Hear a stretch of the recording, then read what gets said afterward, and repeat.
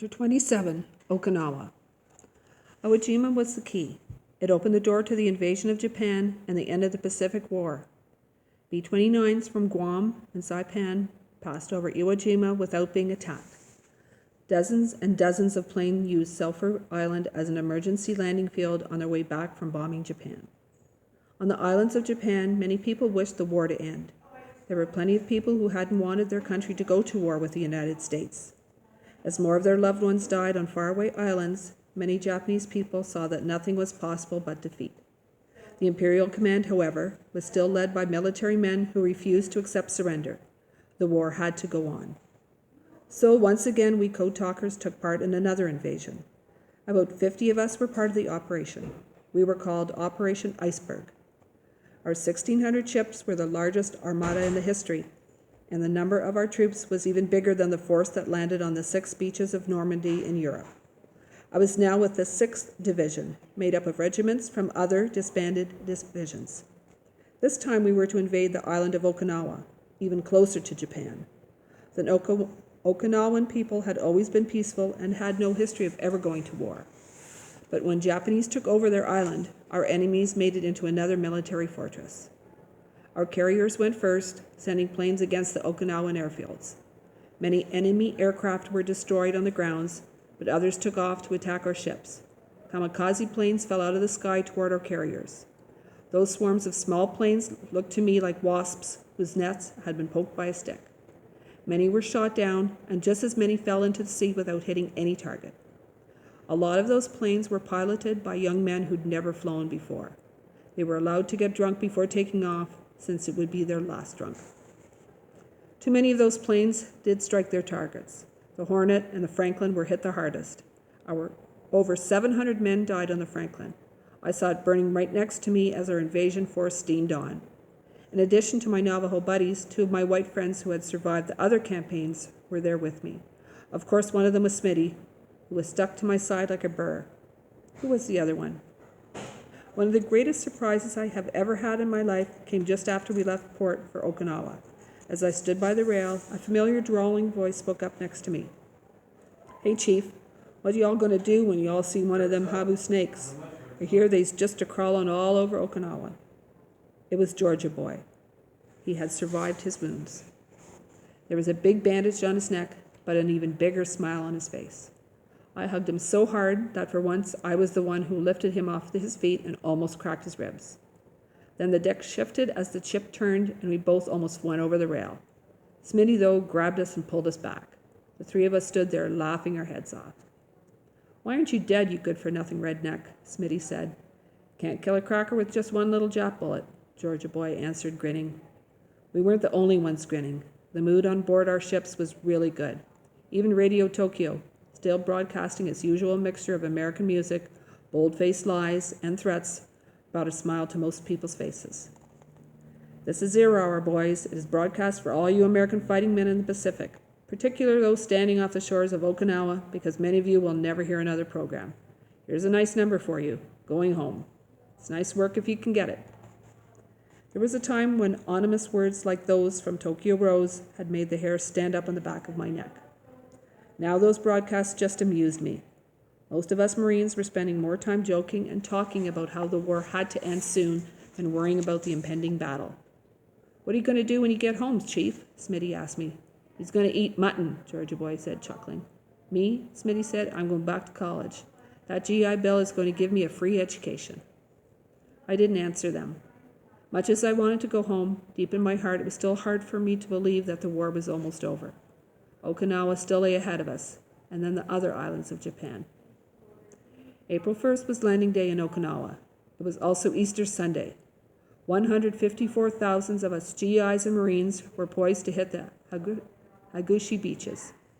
As I climbed into the boat, my stomach felt tight as a drum. Would this be like it was in Iwo Jima? Once again, as the boat powered through all the waves, there was no enemy fire at all. All that greeted me as I stepped out onto the rocky shore was a gentle wind. I dreaded what would happen next. Would it be another ambush as soon as enough of us were ashore? But as more and more men came out of the water there was still no resistance at all. Hour after hour passed. The only thing that broke the quiet was the roar of amphibious tanks. Before long, all of us were calling that day by a new name. "This ain't landing day," Georgia boy said as we sat watching more and more troops and equipment follow us up onto the beach. "This here is love day. Taking this here place going to be easy for us as it was for my Yankees to win the series in '43. "Hey, Georgia boy," Smitty said, "you ever hear this song?" And he began whistling Meet Me in St. Louis. It made us all chuckle, even Georgia boy. That past October, the Yankees had not even made it to the World Series. It turned out to be a Missouri special, with the St. Louis Cardinals winning 4 over the St. Louis Browns. By nightfall, we'd already reached objectives that were supposed to have taken days. Bulldozers were clearing away the wreckage of Japanese planes on Yontan Airfield. It all seemed too easy, and it was. On April 8th, we hit Kazukazu Bridge. The Japanese soldiers had pulled back and dug in to wait for us. Their first line of defense was a long, rocky ridge, heavily fortified, but so camouflaged that we didn't know it was there. Their plan was to hold us off at their defense lines, to be the rock that would break the sword of our attack.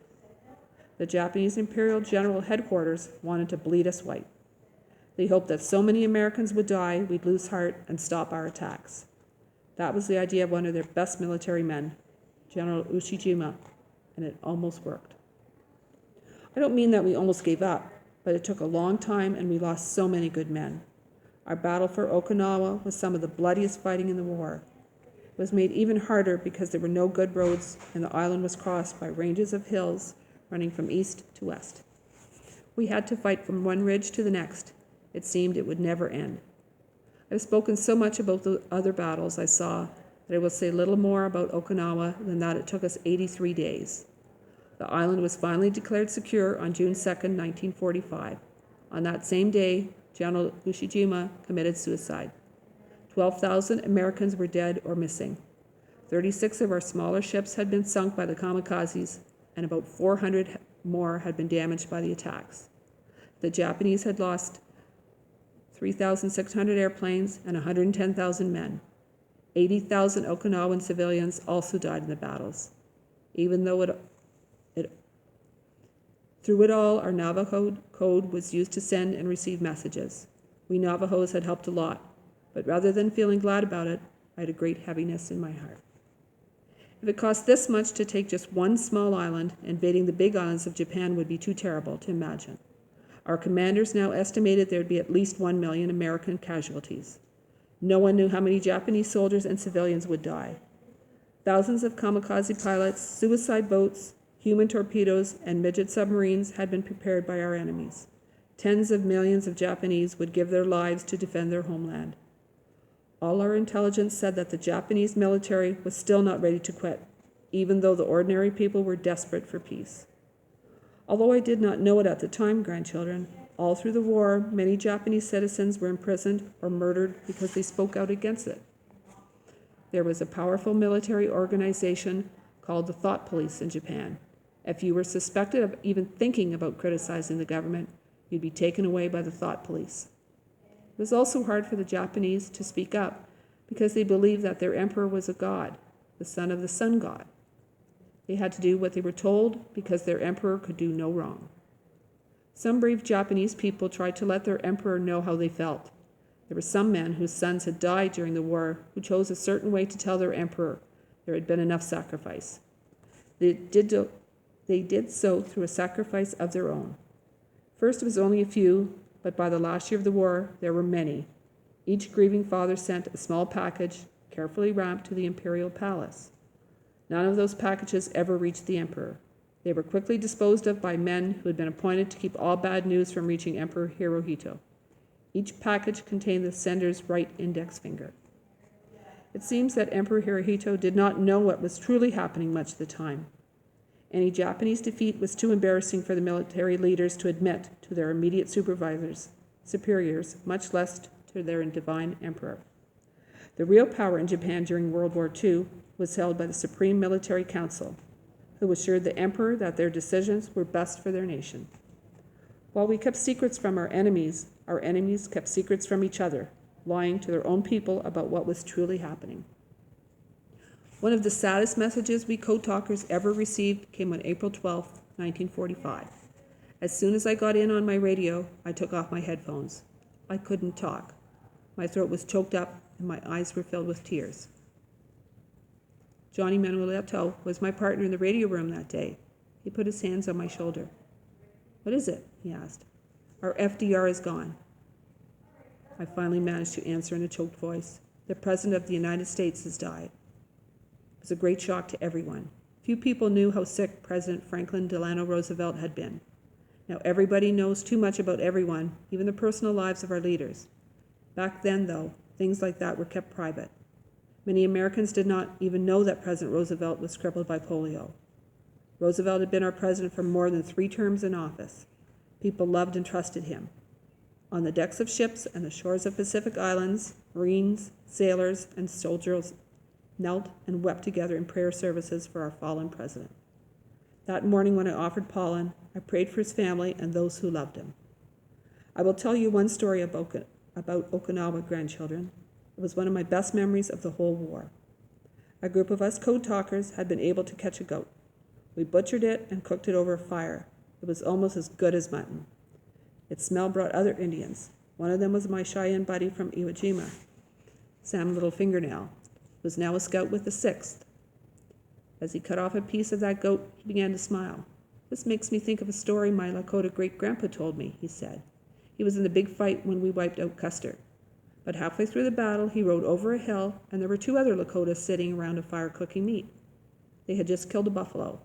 So the 3 of them sat around eating buffalo steak before going back into the fight." "Good story," I said. "Now pass me some of that buffalo mutton." We all laughed and laughed. For a time, on that faraway island, we were just Indians sitting around a fire and eating. It was like the old days, long before any white man's war. Chapter 28, The Bomb. The Allied plan of bombing the great cities of the Japanese mainland had continued all through the invasion of Okinawa. From high in the sky, B-29s dropped thousands of tons of high explosives on every Japanese city. Tokyo itself was completely destroyed in a giant firestorm. In July of 1945, Emperor Hirohito sent a letter to the Supreme Military Council urging them to seek peace. They ignored his message. Then, on August 6, 1945, a plane took off from the air base on Saipan.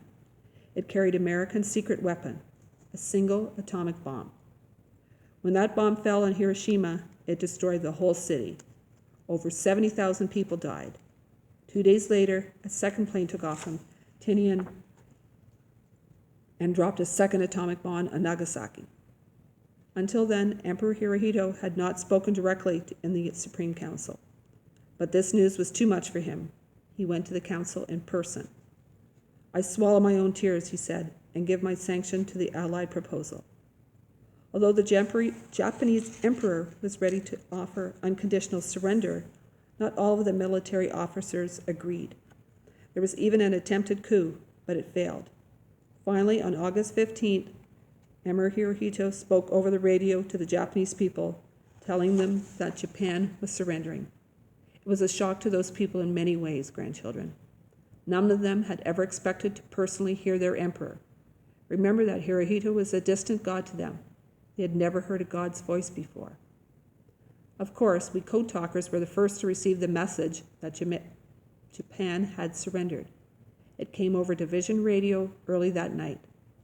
Emperor Hirohito was asking for peace terms. I was so excited that I stood up and started shouting.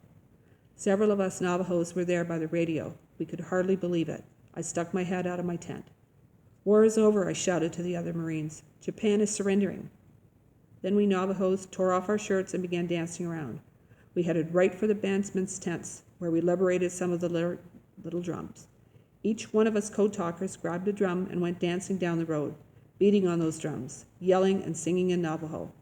Some of the other Marines who had watched us shook their heads, while others joined in or celebrated in their own way. I think everyone had a smile on his face. How happy we all were. 1 minute we had been at war, and then the next it was over. There would be no more killing. I would be able to return to my beloved home. Oh, that was such a good night, grandchildren.